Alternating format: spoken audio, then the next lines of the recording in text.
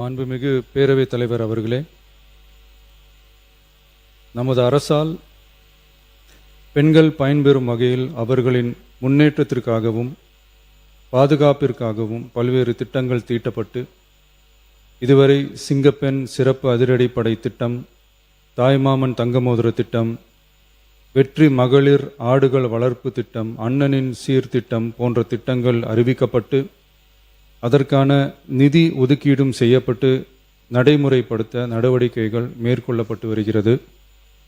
மேலும் நமது அரசு மக்களின் வாழ்வாதார முன்னேற்றத்தினை முதன்மை நோக்கமாக கொண்டு வெற்றி தொலைநோக்கு திட்ட ஆவணத்தினை, வெற்றி விஷன் டாக்குமெண்ட் வெளியிட்டுள்ளது. அந்த திட்ட ஆவணத்தின் அடிப்படையில் இலக்கு நிர்ணயம் செய்து பல்வேறு திட்டங்கள் அடுத்து வருகின்ற 1ஆம், 3ஆம் மற்றும் 5ஆம் ஆண்டிற்குள் நிறைவேற்றத்தக்க திட்டங்களாக வகைப்படுத்தப்பட்டுள்ளது. சிறப்பினமாக பெண்கள் பயன்பெறும் வகையில் பல்வேறு திட்டங்களுக்கு செயல் வடிவம் கொடுத்து இவ்வரசு நிறைவேற்றும்.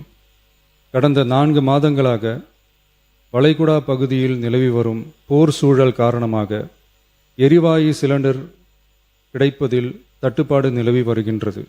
இதனால் மாற்று எரிபொருளை பயன்படுத்தி வருவதாலும் எரிவாயு சிலிண்டர் விலை உயர்வினாலும் பொதுமக்கள் தங்களது வருவாயிலிருந்து கூடுதலான தொகையினை செலவிட்டு இன்னலுக்கு ஆளாகி வருகின்றனர்.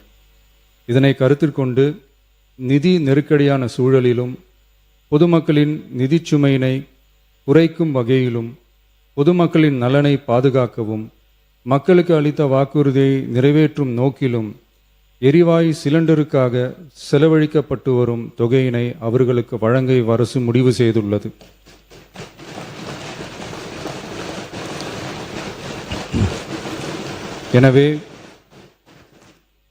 எனவே குடும்பத் தலைவிகள் பயன்பெறும் வகையில் முதல் கட்டமாக அன்னபூர்ணி சூப்பர் 6 திட்டத்தில் ஆண்டிற்கு 3 விலையில்லா எரிவாயு சிலிண்டர்கள் வழங்கப்படும்.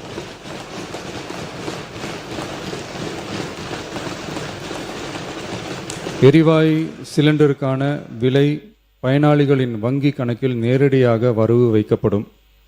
இத்திட்ட பயனாளிகள் எரிவாயு சிலிண்டர் பதிவு செய்து சிலிண்டர் பெற்றவுடன் எண்ணெய் நிறுவனங்களிடமிருந்து பட்டியல் பெற்று சிலிண்டருக்கான விலை பயனாளிகளின் வங்கி கணக்கில் வரவு வைக்கப்படும்.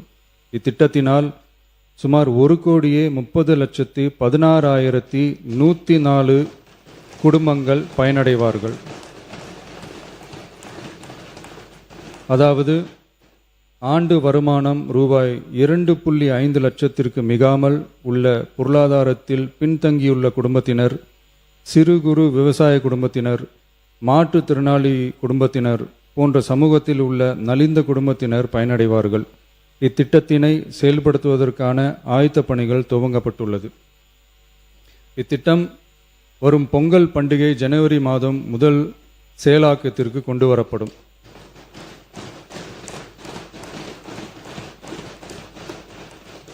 இத்திட்டத்திற்காக ஆண்டுதோறும் தோராயமாக 4000 கோடி ரூபாய் ஒதுக்கீடு செய்யப்படும் என்பதை மாண்புமிகு பேரவைத் தலைவர் வாயிலாக இந்த அவைக்கு தெரிவித்துக் கொள்ள விரும்புகிறேன்.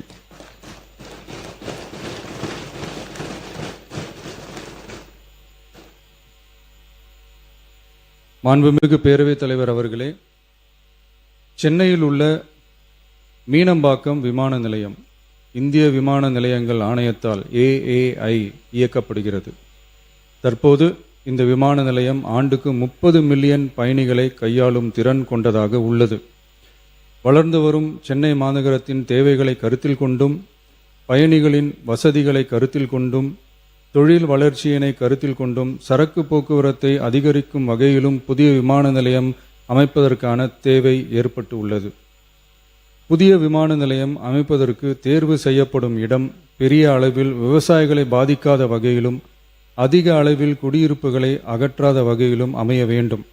ஆனால் முந்தைய அரசு விவசாயிகளை பெரிய அளவில் பாதிக்கும் வகையிலும் குடியிருப்புகளை அதிக அளவில் அகற்றும் வகையிலும் விமான நிலையத்தை அமைப்பதற்கான முயற்சிகளை மேற்கொண்டது.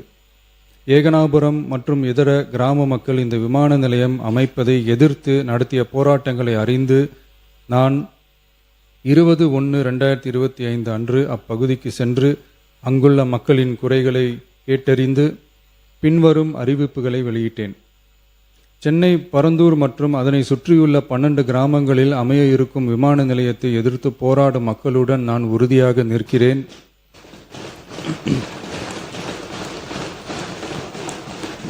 நீண்ட நாட்களுக்கு மேலாக இந்த திட்டத்திற்கு எதிராக போராடி வரும் விவசாயிகளுக்கு எனது ஆதரவை தெரிவித்துக் கொள்கிறேன். விவசாயிகளே நாட்டின் முதுகெலும்பு. இந்த விவசாய நிலங்களை பாதுகாக்க இந்த மக்கள் போராடி வருகிறார்கள். விக்கிரவாண்டியில் அக்டோபர் 2024 நடந்த பொதுக்கூட்டத்திலேயே பரந்தூரில் புதிய விமான நிலையம் அமைப்பதற்கு எதிர்ப்பு தெரிவித்திருக்கிறேன். தொழில் வளர்ச்சி மற்றும் அதற்கான விமான நிலையங்களின் பங்கு பற்றி நான் நன்கு அறிவேன். அதற்கான என்னுடைய முழு ஆதரவும் உண்டு. ஆனால் பரந்தூரில் இந்த திட்டம் அமையக்கூடாது. இந்த திட்டம் குறித்து அரசு மறுபரிசீலனை செய்ய வேண்டும். குறைவான விவசாய நிலங்கள் பாதிக்கப்படும் வகையிலும் மக்களின் வாழ்வாதாரம் பாதிக்காத வகையிலும் மாற்று இடத்தை தேர்வு செய்ய வேண்டும் என தெரிவித்திருந்தேன். மக்கள் மத்தியிலே நான் அன்றே அறிவித்ததை நிறைவேற்றும் பொருட்டு புதிய விமான நிலையம் அமைப்பது குறித்து உயர் அதிகாரிகளிடமும் துறை வல்லுநர்களிடமும் விரிவாக ஆலோசனை நடத்தினேன். ஏற்கனவே நான் உறுதி அளித்தவாறு பரந்தூரில் புதிய விமான நிலையம் அமைக்க மேற்கொண்ட நடவடிக்கைகள் இந்த அரசால் கைவிடப்படும்.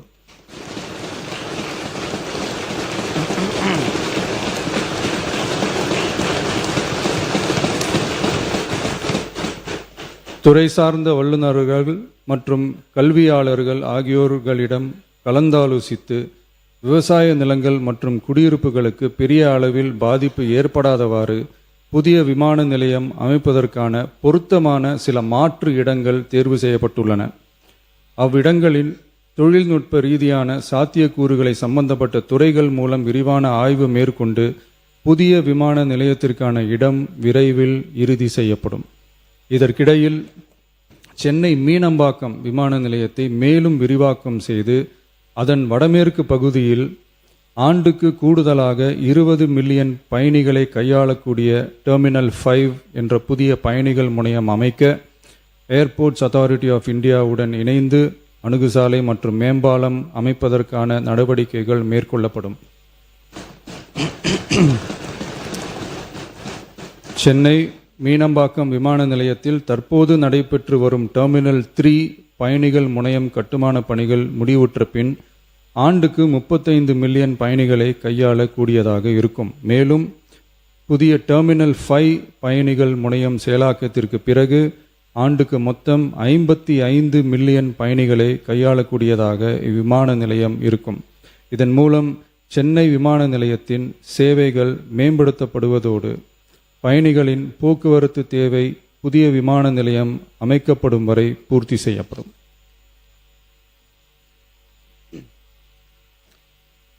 மாண்புமிகு பேரவைத் தலைவர் அவர்களே, ஒரு மாநிலத்தின் உண்மையான முன்னேற்றம் என்பது அதன் பொருளாதார வளர்ச்சியால் மட்டுமல்ல, பெண் கல்வி, வேலைவாய்ப்பு, மருத்துவம், வணிகம் மற்றும் சமூக வாழ்வின் அனைத்து தளங்களிலும் சுதந்திரமாகவும் பாதுகாப்பாகவும் பங்கேற்கும் வாய்ப்புகளாலும் அளவிடப்படுகிறது.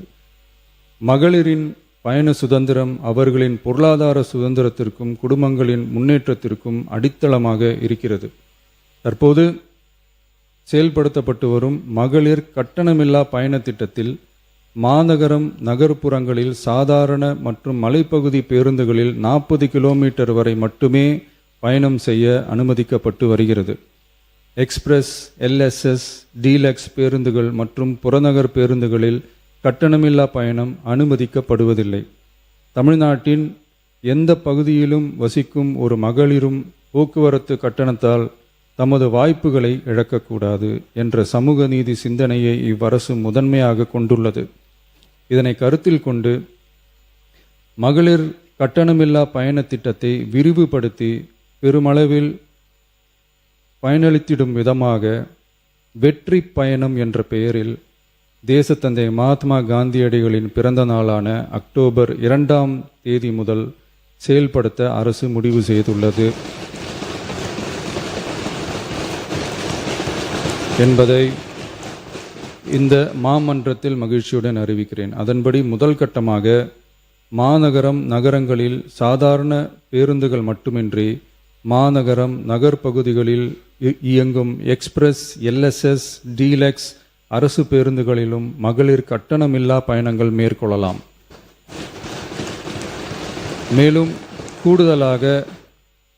மேலும் கூடுதலாக மாவட்டங்களுக்கிடையே பயணம் மேற்கொள்ள ஏதுவாக புறநகர் மற்றும் மலைப்பகுதிகளில் சாதாரண கட்டண பேருந்துகளிலும் மகளிர் கட்டணமில்லா பயணங்கள் மேற்கொள்ளலாம். இத்திட்டத்தில் பயன்பெற வருமான உச்சவரம்போ மற்றும் மேற்கொள்ள விரும்பும் பயண எண்ணிக்கையிலேயோ கட்டுப்பாடுகள் இல்லை. வெற்றி பயண திட்டம் இதர சேவைகளிலும் படிப்படியாக விரிவுபடுத்தப்படும். இதன் மூலம் மாநிலம் முழுவதும் மகளிருக்கான எளிதில் அணுகக்கூடிய பொது போக்குவரத்து வசதி பெருமளவில் கிடைக்கும். இதன் மூலம் மாணவிகள் தொலைதூரத்தில் உள்ள கல்லூரிகளுக்கு செல்லவும், பணியிடங்களுக்கு செல்லவும், மருத்துவம் மற்றும் அத்தியாவசிய சேவைகளுக்கும் கட்டணமின்றி பேருந்துகளில் பயணிக்க இயலும். மாண்புமிகு பேரவைத் தலைவர் அவர்களே, வெற்றி பயணம் என்பது கட்டணமில்லா ஒரு பேருந்து பயணம் மட்டுமல்ல, ஒரு மாணவியின் கல்வி, ஒரு தொழிலாளியின் வேலைவாய்ப்பு, ஒரு தாயின் குடும்ப பொறுப்பு, ஒரு தொழில் முனைவோரின் முன்னேற்றம் போன்றவற்றை உறுதி செய்யும் சமூக முதலீடாகும். தமிழ்நாட்டின் எந்த பகுதியில் வாழ்ந்தாலும் மகளிரின் இயக்க சுதந்திரத்திற்கும் பொருளாதார முன்னேற்றத்திற்கும் அரசு உறுதுணையாக இருக்கும்.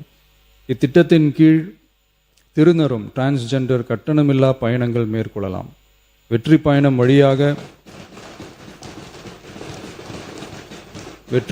வழியாக மகளிரின் வாய்ப்புகள் விரிவடைந்து குடும்பங்கள் முன்னேறி சமூக நீதியும் சமத்துவமும் நிலை பெற்று வளமான வெற்றி தமிழ்நாட்டை உருவாக்கும் நமது பயணம் மேலும் வலுப்பெறும் என்பதை தெரிவித்துக் கொள்கிறேன். இத்திட்டத்தை செயல்படுத்துவதன் மூலம் ஆண்டுதோறும் தோராயமாக 6000 கோடி ரூபாய் செலவினம் ஏற்படும். நன்றி, வணக்கம்.